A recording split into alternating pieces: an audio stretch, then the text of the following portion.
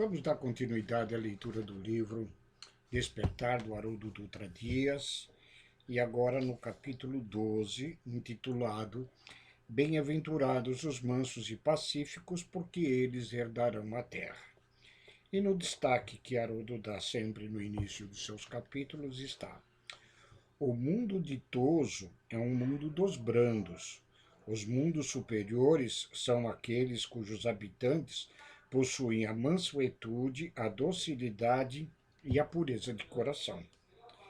Iniciando o capítulo. Em o Evangelho segundo Mateus, da Bíblia, no Novo Testamento, há uma promessa de recompensa aos brandos e aos mansos. A promessa da terra futura, do mundo vindouro. E nós, iluminados pelo conhecimento da doutrina espírita, sabemos que a terra futura é ditosa, que irá se recuperar e se preparar em uma transição para o chamado mundo de regeneração. O mundo ditoso é um mundo dos brandos. Os mundos superiores são aqueles cujos habitantes possuem a mansuetude, a docilidade e a pureza de coração. Entretanto, em toda a história bíblica, nós veremos um contraponto muito curioso. Tanto aqueles que não conheciam a mensagem espiritual e não estavam afinados com a revelação espiritual, quanto os religiosos que conheciam intimamente os princípios do cristianismo, pautaram suas vidas e suas condutas pela violência, pela força. Uma breve leitura do Antigo Testamento e da história do cristianismo irá nos mostrar que mesmo os cristãos foram identificados pela violência de seus métodos. Tão logo Jesus volta para a governadoria espiritual do orbe, os cristãos impunham a espada, esquecendo-se do conselho dado a Simão. Embainhe, entre aspas, embainhe a sua espada, porque aquele que com ferro fere, com ferro será ferido. O cristianismo se expandiu à força do poder político e da violência. Tivemos as cruzadas, a Inquisição, a Noite de São Bartolomeu, dentre outras atrocidades. Infelizmente, seguiu-se o mesmo processo espiritual e psíquico que escravizou todas as religiões do orbe, de modo que a bem-aventurança dos mansos e pacíficos ficou esquecida.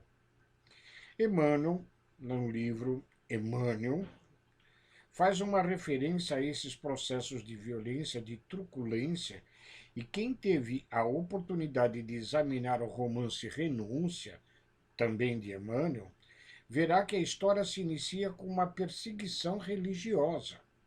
É da perseguição religiosa que nasce a própria América. Os Estados Unidos e grande parte da América do Sul é composta em suas origens por corações que fugiam da intolerância, do fanatismo dos cristãos.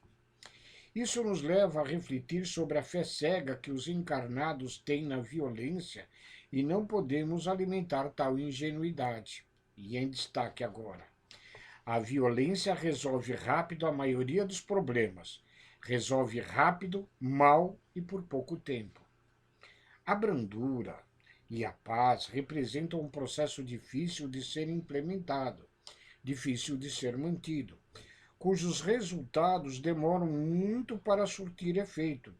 É por isso que hoje, nos momentos da crise e, sobretudo, nos momentos de transição destes tempos, a primeira tendência dos encarnados é abandonar os processos de paz e aderir aos processos de violência, porque eles são tudo o que a sociedade contemporânea espera para soluções rápidas, ainda que deficientes.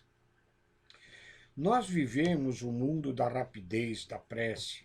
Queremos solucionar em um minuto questões que demandam séculos, adotando processos precipitados que não consideram o espírito de sequência da natureza.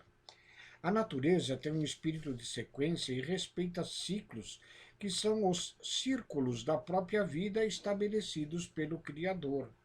Portanto, nós sempre identificamos o violento e aquele que detém o poder de intimidar e de impor como a pessoa mais apta a solucionar. É importante refletirmos a esse respeito.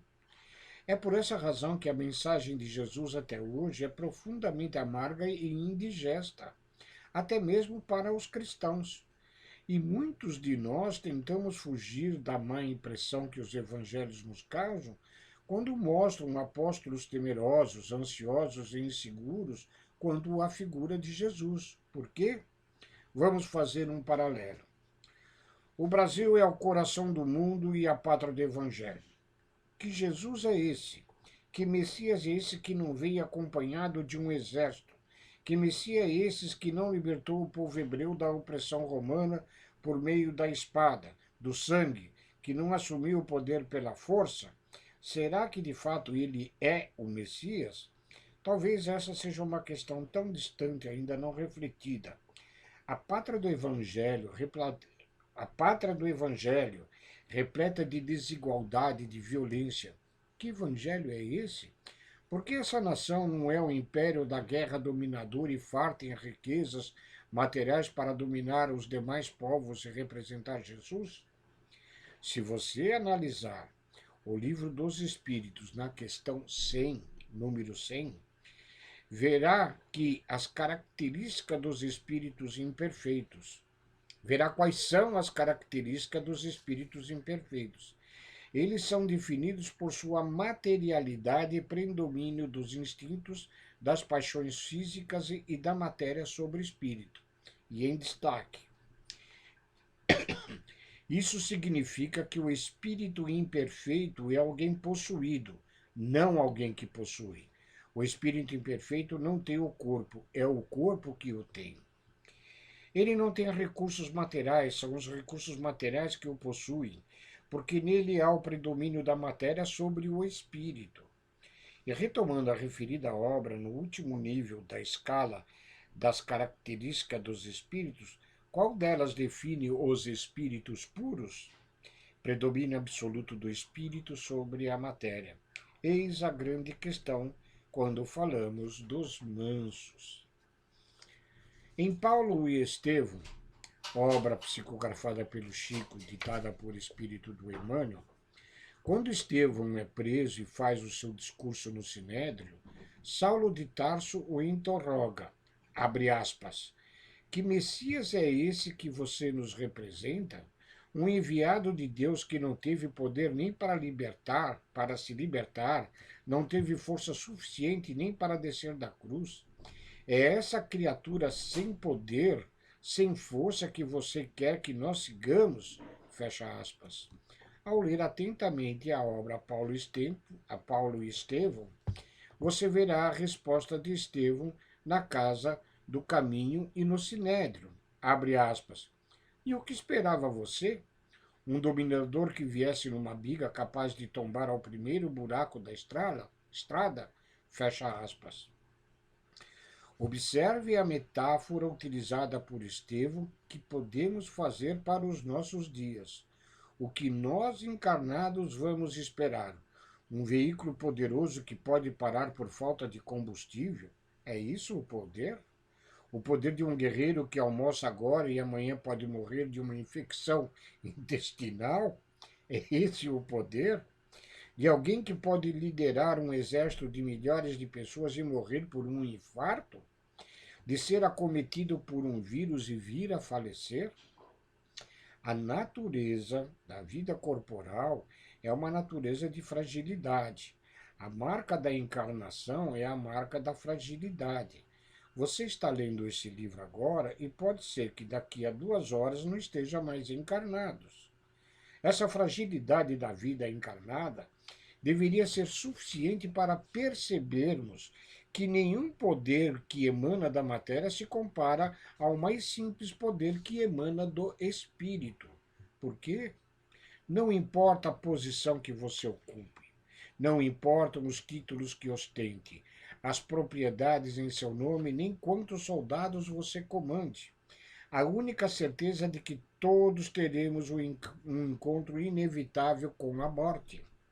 A morte, no simbolismo bíblico, é um grande julgamento do encarnado. É o dia do juízo, é o dia da aferição. É o dia em que todos nós entregaremos tudo que as mãos não podem carregar. e seremos avaliados por aquilo que o coração carrega. Portanto, a marca dos espíritos superiores é a afabilidade e a doçura. Por essa razão, o trabalho do Evangelho jamais foi um trabalho de convencer. Antes, o trabalho do Evangelho tem sido, desde o primeiro dia, de converter, de transformar. A diferença do convencimento para a conversão concerne ao grau de comprometimento do espírito. Na conversão, o ser se torna absolutamente comprometido com a causa. Essa bem-aventurança aponta para os destinos futuros da Terra.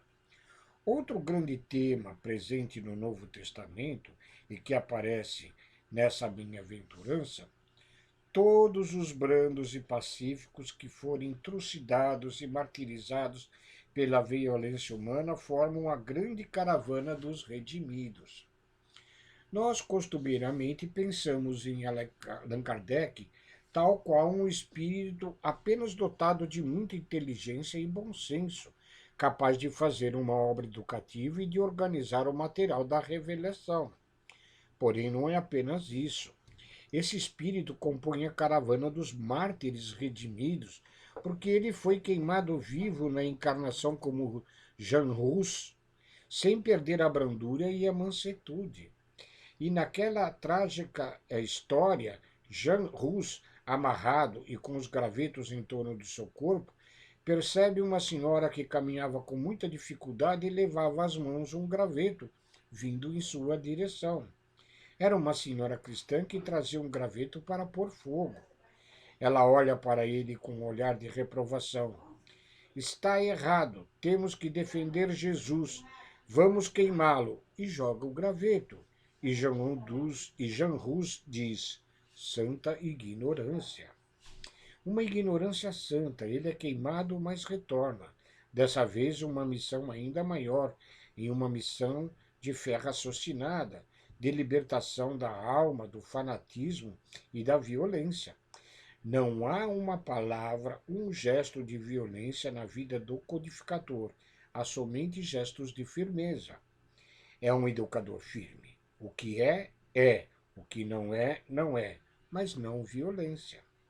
Basta uma leitura da obra Viagens Espíritas, de Allan Kardec, para sabermos que todo codificador, para sabermos de que modo o codificador lidava com questões com que hoje o movimento espírita lida, sempre vivendo a caridade. Podemos questionar quantos espíritos já se libertaram do fascínio da violência, ou melhor, do fascínio dos métodos da violência, e compreenderam que o cosmos, a criação infinita, são dirigidos pelo Supremo Poder. Isso seria suficiente para refletirmos. Se a vida é dirigida pelo Supremo Poder, por que ele não resolve agora e de uma vez todos os problemas? Será por falta de poder? Será que Deus é fraco? Assim, iluminados pelo conteúdo da revelação espiritual, podemos ampliar o nosso raciocínio, e é o que gostaríamos de fazer nesse capítulo. Observemos o sistema solar. Quantos planetas de expiação e prova você está vendo no sistema solar? 4? 3? Não. Há apenas um no qual você está encarnado. Um dos sistemas solares mais próximos do nosso, aproximadamente a 42 anos-luz de distância, e que é bem conhecido por todos nós, que é o sistema de Capela, que ao passar pela transição planetária há muito tempo, mandou muitas pessoas aqui para a Terra. Fazendo uma pequena conta, apenas na Via Láctea, nós temos em um cálculo aproximado, no mínimo, 100 bilhões de planetas. Você acha realmente que a Terra representa um problema para Deus? Humberto de Campos dará a chave para o entendimento a esse respeito. E em destaque, Deus usa o tempo, não a violência. Podemos pensar, mas o tempo demora. Por isso que ele resolve. E todos os processos da natureza são embasados no tempo. Acontece que nós precisamos discernir. Se você plantar alface hoje, comerá daqui a 15 dias. Se você plantar café hoje, tomará a primeira xícara quando? No mínimo 5 anos depois. Porque toda semente demanda tempo específico para frutificar. Ninguém sai da categoria de espírito imperfeito para a categoria de espírito superior no susto. Há um tempo de amadurecimento.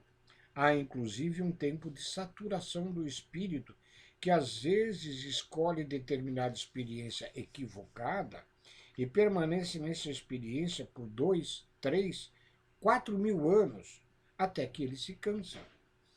Se você analisar a obra Libertação, obra de André Luiz, psicografada pelo Chico Xavier, observará que em certo segmento da narrativa a personagem Matilde, aquele espírito que protege, dirige e que fora mãe de Gregório, entre parênteses, extrato por nós analisado em capítulo anterior, pede a ajuda do benfeitor Clarencio dizendo assim, entre aspas, começo a perceber na alma do filho querido sinais de tédio. Considerando-se que Gregório estava no umbral fazia mais de 700 anos, considerando que Gregório estava no umbral fazia mais de 700 anos, daí o tédio. Eu espero que você tenha tédio de umbral mais cedo. Vamos refletir. Por que os processos de violência e do mal esgotam o espírito em médio e longo prazo? Simplesmente porque nós não fomos construídos para odiar, para permanecer magoados. É por isso que o ódio, a mágoa, o ressentimento adoecem psiquicamente o espírito. Pesquisadores no setor da oncologia já detectaram que muitos casos de câncer são frutos de mágoa, de ressentimento. O que significa isso? Que nós não fomos projetados para o ódio, para o clima de inveja, da disputa, do desrespeito. Do despeito, desculpe. Antes fomos projetados para o clima da cooperação, do respeito mútuo.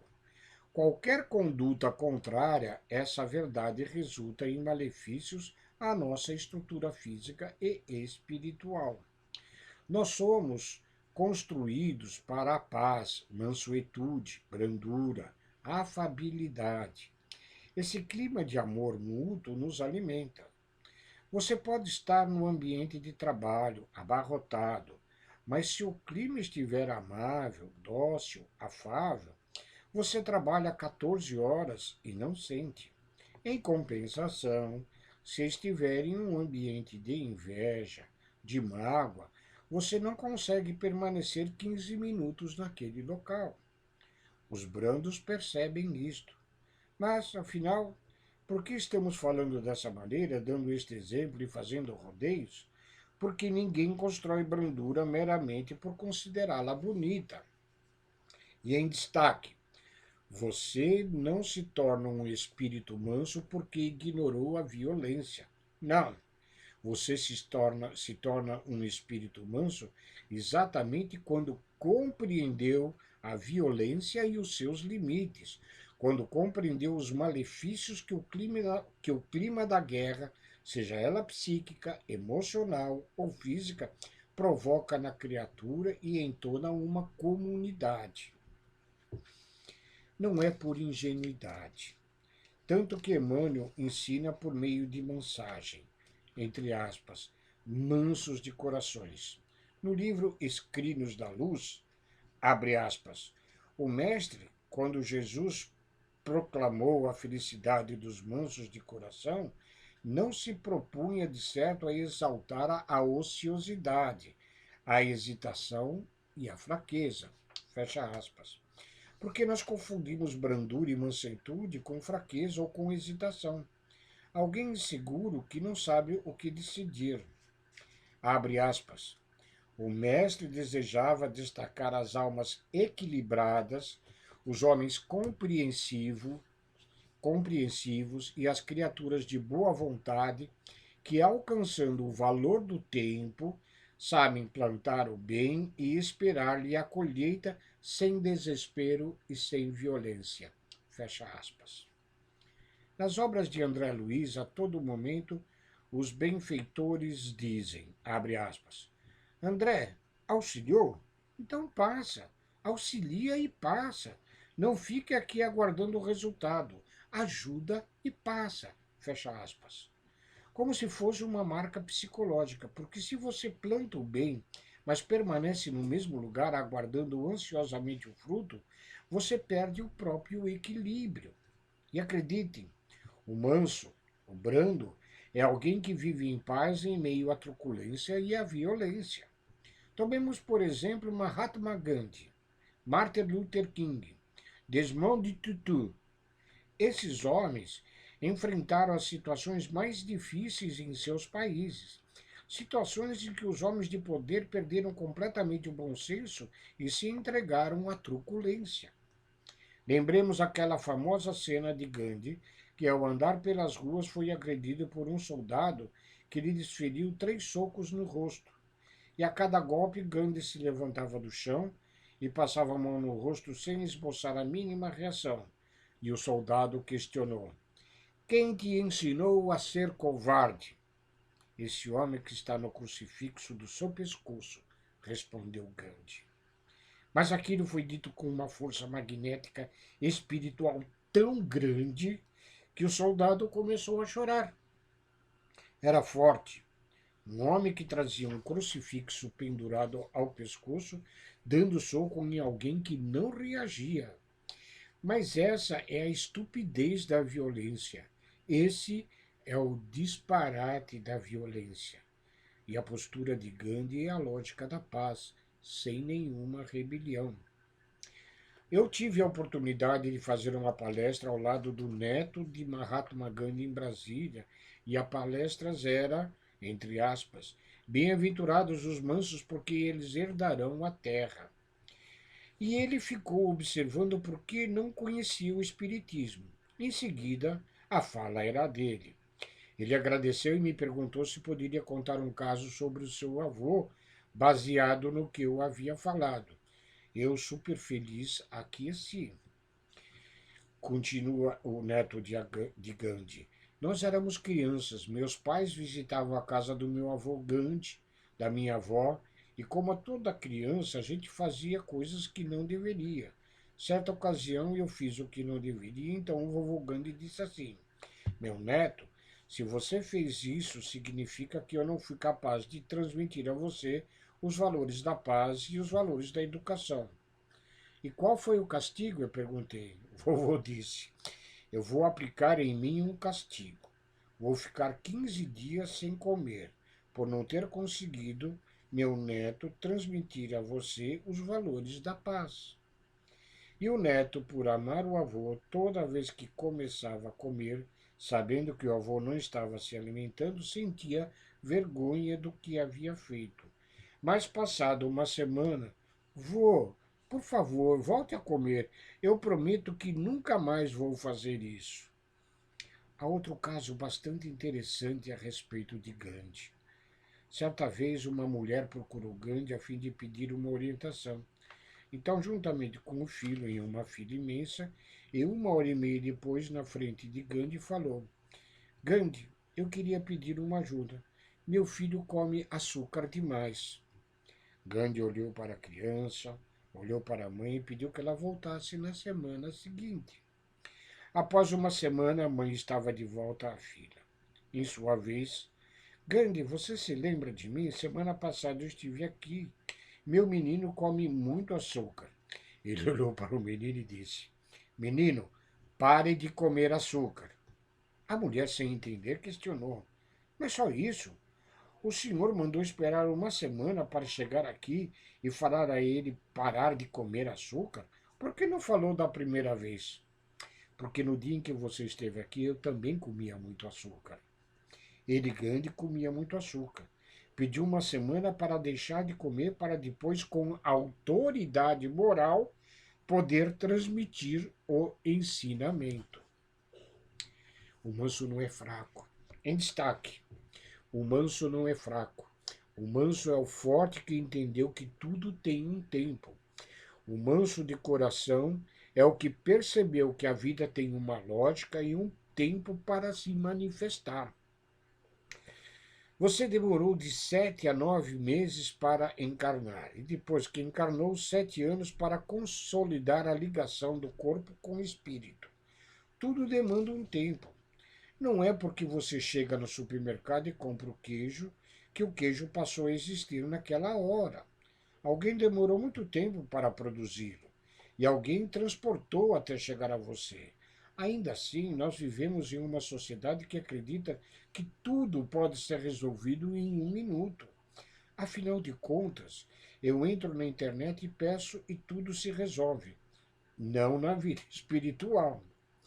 O livro Analogia da Espiritualidade, Psicografia do Chico e diversos autores espirituais, traz uma mensagem denominada Cantiga da Esperança. De acordo com a minha leitura, seu conteúdo responde a uma pergunta, pois tenho certeza que você já fez essa pergunta, principalmente quando briga com Deus. Será que Deus não tem poder de mudar imediatamente as coisas? Caso tenha feito essa pergunta, transcrevo abaixo o referido poema, ou melhor, referida cantiga, Cantiga da Esperança, que foi feita pelo Espírito Maria Dolores. E o capítulo se encerra com esta cantiga. Alma querida, por mais que o mundo te atormente, a fé simples e boa, por mais te lance gelo na alma crente, na sombra que a traiçoa, alma sincera, escuta, sofre, tolera, aprende, aperfeiçoa, porque de esfera a esfera ninguém consegue a palma da vitória sem apoio na luta. Espera que a esperança é a luz do mundo, oculta maravilha, que em toda a parte se revela e brilha para a glória do amor. A noite espera o dia, a flor, o fruto, o espinho, a rosa, o mármore, o buril, o próprio solo bruto espera o lavrador. Armado de atenção, arado e zelo, o verme espera o sol para aquecê-lo. A fonte amiga que se desentranha do coração de pedra da montanha, enquanto serve, passa e se incorpora aos encargos do rio que a devora, e espera descansar, quando chega escondida a paz da grande vida que há no seio do mar. Seja o que for, que venhas a sofrer, abraça o leme regenerador do perdão por dever. Leva pacientemente o fardo que te leva, espera o rugir do vento e o praguejar da treva, abençoa e encaminha os açoites das angústias em torvo redemoinho, onde não passas coração e segues sem parar, amando, restaurando, redimindo.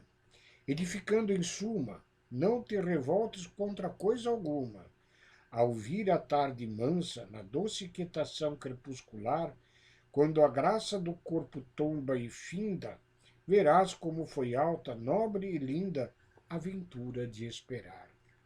E enquanto a noite avança, para dar-te as visões de uma alvorada nova, nas asas da esperança, bendirás a amargura, a dor e a prova, agradecendo à terra a bênção de entendê-las. Subirás para o ninho de luz nas estâncias da paz, que te aguarda tecido em radiações de estrelas. Então compreenderás que além do mais além, no coração da altura, Deus trabalha, Deus sonha, Deus procura, Deus espera também. Muito bonito. E assim encerra o capítulo 12. Estamos chegando ao final do livro. O livro são 15 capítulos. Agora nós vamos, na próxima vir, abordar o capítulo 13, que se intitula O Homem do Bem, cujo destaque do início é: todos nós sabemos o que é viver bem. Pouquíssimos querem viver o bem. Boa noite e fique com Deus.